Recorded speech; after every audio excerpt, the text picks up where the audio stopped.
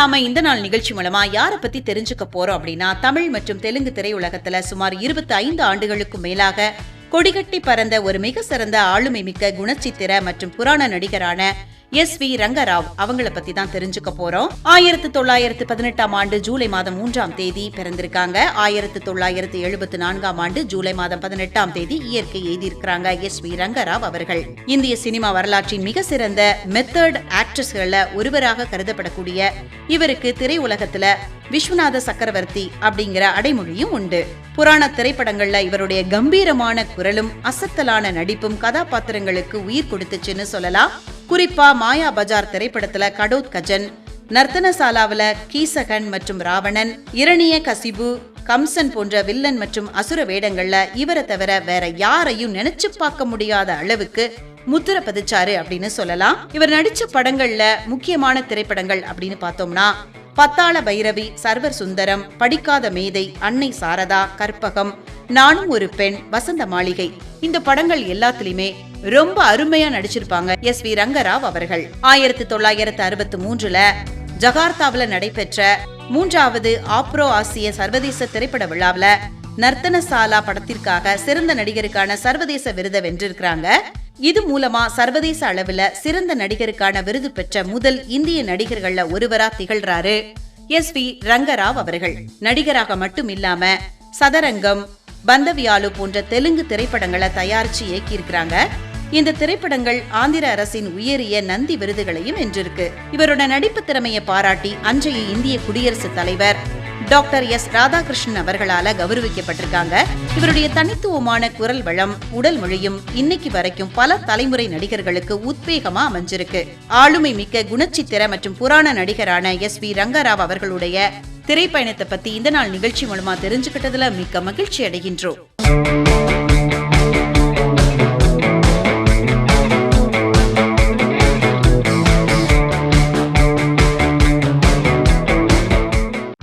இப்ப நாம இந்த நாள் நிகழ்ச்சி மூலமா யார பத்தி தெரிஞ்சுக்க போறோம் அப்படின்னா, கிருஷ்ணன் பஞ்சு அப்படிங்கிற இரட்டையர்கள்ல ஒருவரான இயக்குனர் கிருஷ்ணன் அவங்கள பத்தி தான் தெரிஞ்சுக்க போறோம். 1909ஆம் ஆண்டு ஜூலை மாதம் 18ஆம் தேதி சென்னையில பிறந்திருக்காங்க.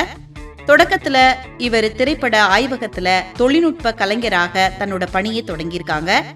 நெகட்டிவ் எடிட்டிங் பணிகள்ல சிறந்த அனுபவம் பெற்றவர் கிருஷ்ணன் அவர்கள்.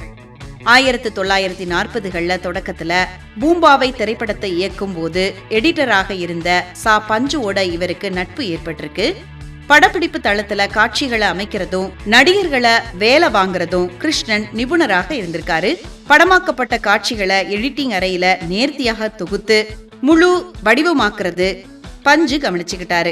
இந்த பரஸ்பர புரிதலே இவங்களை 40 ஆண்டுகளுக்கும் மேலாக வெற்றிகரமான இணையாக தக்க வச்சிருக்கு. தமிழ்நாடு அரசு வழங்கிய உயரிய கலை விருதான கலைமாமணி விருது வாங்கியிருக்காங்க. அதே மாதிரி திரைப்படத்திற்காக சிறந்த இயக்குனருக்கான தமிழ்நாடு மாநில திரைப்பட விருதை பெற்றிருக்கிறாங்க. அன்னை மற்றும் குழந்தையும் தெய்வமும் ஆகிய திரைப்படங்களுக்காக இவர்களது கூட்டணிக்கு தேசிய திரைப்பட விருதுகள் கிடைச்சிருக்கு.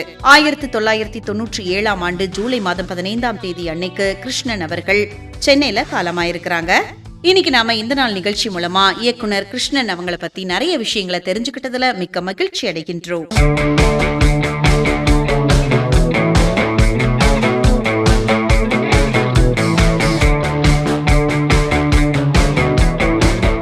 இன்னைக்கு நாம இந்த நாள் நிகழ்ச்சி மூலமா யார பத்தி தெரிஞ்சுக்க போறோம் அப்படின்னா, தென்னிந்திய திரையுலகத்தின் மிக முக்கியமான முன்னணி மற்றும் வசூல் சாதனை படைத்த ஒப்பற்ற திரைப்பட நடிகை மற்றும் தயாரிப்பாளரான சௌந்தர்யா அவங்கள பத்தி தான் தெரிஞ்சுக்க போறோம். நடிகை சௌந்தர்யா 1972ஆம் ஆண்டு ஜூலை மாதம் 18ஆம் தேதி பிறந்திருக்காங்க. 2004ஆம் ஆண்டு ஏப்ரல் மாதம் 17ஆம் தேதி இயற்கை எழுதியிருக்கிறாங்க. ஏப்ரல் 17ஆம் தேதி காலமாயிருக்கிறாங்க. தமிழ், தெலுங்கு, கன்னடம், மலையாளம் மற்றும் ஹிந்தி என 12 ஆண்டுகள்ல 100க்கும் மேற்பட்ட திரைப்படங்கள்ல நடிச்சிருக்கிறாங்க சௌந்தர்யா அவர்கள். கர்நாடக மாநிலம் கோலார் மாவட்டத்துல உள்ள முளப்பாகிலு அப்படிங்கிற இடத்துல சத்யநாராயணா, மஞ்சுளா தம்பதியருக்கு மகளா பிறந்திருக்காங்க. இவங்களோட பெற்றோர் இவங்களுக்கு இட்ட பெயர் சௌமியா சத்யநாராயணா அப்படிங்கிறது தான். பெங்களூர்ல 1ஆம் ஆண்டு மருத்துவம் படிச்சிட்டு இருக்கும் போது திரைப்பட வாய்ப்புகள் வந்ததால படிப்பை பாதியிலே நிறுத்திட்டு திரையுலகத்துக்கு நுழைஞ்சிட்டாங்க. 1992 கந்தர்வா அப்படிங்கிற கன்னட படம் மூலமா அறிமுகமாயிருக்கிறாங்க. தமிழ்ல கார்த்திக்கு ஜோடியா நடிச்ச பொன்னுமணி திரைப்படம் இவருக்கு மிகப்பெரிய திருப்பு முனையாகவும் பெரும் புகழையும் தேடி தந்துச்சுன்னு சொல்லலாம்.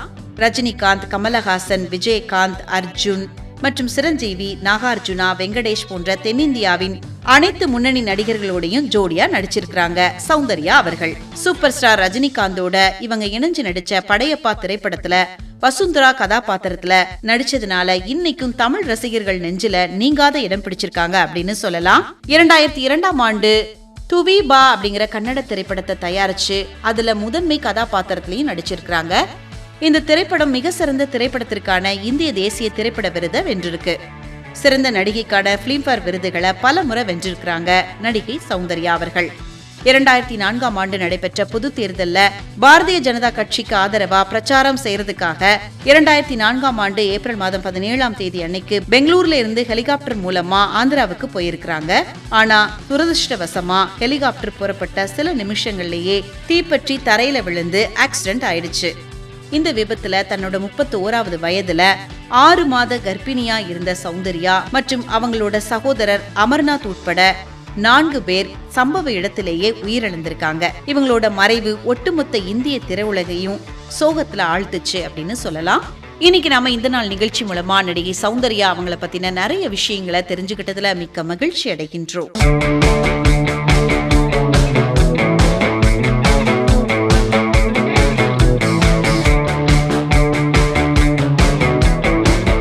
இப்ப நாம இந்த நாள் நிகழ்ச்சி மூலமா யார பத்தி தெரிஞ்சுக்க போறோம் அப்படின்னா, இந்திய திரைப்பட வரலாற்றுல மிக சிறந்த வெற்றிகரமான மற்றும் இந்தி சினிமாவின் முதல் சூப்பர் ஸ்டார் அப்படின்னு போற்றப்படக்கூடிய புகழ்பெற்ற நடிகர், தயாரிப்பாளர் மற்றும் அரசியல்வாதியான ராஜேஷ் கண்ணா அவங்கள பத்தி தான் தெரிஞ்சுக்க போறோம்.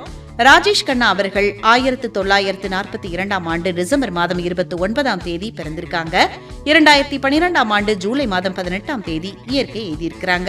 1969 முதல் 1971 வரையிலான குறுகிய கால பகுதியில தொடர்ச்சியா 15 தனிநபர் சூப்பர் ஹிட் திரைப்படங்களை வழங்கி இந்திய திரையுலகத்துல இன்னைக்கு வரைக்கும் எவராலும் முறியடிக்க முடியாத மாபெரும் வரலாற்று சாதனை படைச்சவர் தான் ராஜேஷ் கண்ணா அவர்கள். பஞ்சாப் மாநிலம் அமிர்தசரஸ்ல ஒரு பஞ்சாபி குடும்பத்துல பிறந்திருக்காங்க. இவங்களோட இயற்பெயர் என்ன அப்படின்னா ஜதின் கண்ணா அப்படிங்கிறது தான். இவங்களோட ரிலேட்டிவ்ஸ் அன்போட இவங்களை காக்கா அப்படின்னு கூப்பிடுவாங்களாம். 1965 பிலிம்பேர் நடத்திய அகில இந்திய நடிப்பு திறன் போட்டியில 10,000 பேர்ல ஒருவரா முதலிடம் வென்று 1966 ஆக்ரிகத் திரைப்படம் மூலமா அறிமுகமாயிருக்கிறாங்க ராஜேஷ் கண்ணா அவர்கள். 1969 வெளியான ஆராதனா திரைப்படம் இவரை நாடு முழுவதும் உச்சத்திற்கே கொண்டு சென்றது அப்படின்னு சொல்லலாம். இவரது காலகட்டத்துல இவருக்கு இருந்த பெண் ரசிகர்களோட எண்ணிக்கை இந்திய திரையுலகையே வியக்க வச்சது. இவரோட ரசிகர்கள் இவரோட கார்ல ஒட்டிருக்கக்கூடிய தூசிகளை எடுத்து திலகமா இட்டிருக்காங்க, ரத்தத்துல கடிதம் எழுதி வரலாறு படிச்சிருக்காங்க அப்படின்னா எந்த அளவுக்கு ரசிகர்களா இருந்திருக்காங்க அப்படிங்கறது உங்களுக்கே புரிஞ்சிருக்கும். 70களில் இவர் அணிந்த குறுகுருத்தா உடைகளும் சட்டையில மேல் பெல்ட் அணியக்கூடிய பாணியும் அன்றைய இளைஞர்களிடையே மிகப்பெரிய ஃபேஷன் ட்ரெண்டா மாறி இருக்கு. ஆனந்த், கடிபதங்க், அமர் பிரேம், சஃபர், ஹாத்தி மேரே சாத்தி இது எல்லாமே இவரோட மைல்கல் படங்களா அமைஞ்சிருக்கு. ராஜேஷ் கண்ணா, கிஷோர் குமார் காம்பினேஷன் இந்திய சினிமாவின் ஆக சிறந்த இசை ஜோடியாக கருதப்பட்டிருக்கு. கிஷோர் குமார் எனது ஆன்மா, நான் அவரது உடல் அப்படின்னு ராஜேஷ் கண்ணாவே குறிப்பிட்டிருக்காரு. மேரே சப்னோ கி ராணி, ரூப் தேரா மஸ்தானா, ஏ ஷாம் மஸ்தானி போன்ற படங்கள் இன்னும் உலக புகழ் பெற்றவை. திரையுலகை தாண்டி தீவிர அரசியலையும் ஈடுபட்டிருக்காங்க ராஜேஷ் கண்ணா அவர்கள். இந்திய தேசிய காங்கிரஸ் கட்சியின் சார்பா புதுடெல்லியில மக்களவை தொகுதியிலிருந்து போட்டியிட்டு வெற்றி பெற்று 1991 முதல் 1996 வரை நாடாளுமன்ற உறுப்பினரா பணியாற்றியிருக்கிறாங்க. கலைத்துறையில இவரது ஈடு இணையற்ற பங்களிப்பை பாராட்டி 2013 இந்திய அரசு இவருக்கு மரணத்திற்கு பின் நாட்டின் 3வது உயரிய விருதான பத்மபூஷன் வழங்கி கௌரவிச்சிருக்கிறாங்க. சிறந்த நடிகருக்கான பிலிம்பேர் விருதுகளை பெற்றதோடு 2005 பிலிம்பேரின் வாழ்நாள் சாதனையாளர் விருது இவருக்கு வழங்கப்பட்டிருக்கு. உடல்நலக் குறைவு காரணமா 2012 ஜூலை மாதம் 18 அன்னைக்கு தன்னோட 69வது வயதுல மும்பையில உள்ள அவரோட இல்லத்துல காலமாயிருக்கிறாங்க ராஜேஷ் கண்ணா அவர்கள். ஏராளமான ஹிட் பாடல்களை தந்து ஏராளமான ரசிகர்கள் நெஞ்சத்துல இடம் பிடிச்ச ராஜேஷ் கண்ணா அவர்களுடைய திரையுலக வாழ்வை பத்தி இந்த நாள் நிகழ்ச்சி மூலமா நிறைய விஷயங்களை தெரிஞ்சுக்கிட்டதுல மிக்க மகிழ்ச்சி அடைகின்றோம்.